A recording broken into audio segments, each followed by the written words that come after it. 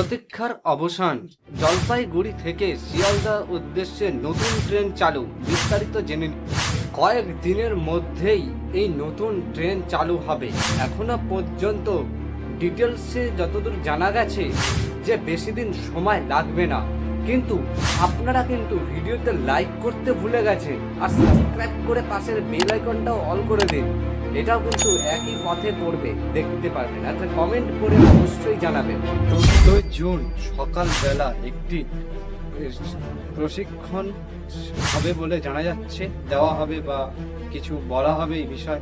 তারপরে রাত 8টা বা সন্ধ্যা 8টার সময় কিন্তু এই ট্রেনটি জলপাইগুড়ি থেকে শিয়ালদার উদ্দেশ্যে ছাড়বে বলে জানা যাচ্ছে। তাহলে আজকের এই ভিডিওটি আপনাদের কেমন লাগলো অবশ্যই কিন্তু কমেন্ট করে জানাতে ভুলবেন না।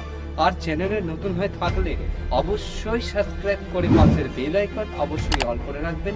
তাহলে দেখা হচ্ছে নতুন কোনো ভিডিওতে। ততক্ষণের জন্য সবাই সুস্থ থাকবেন, ভালো থাকবেন। আজকের মতন এইটুকু।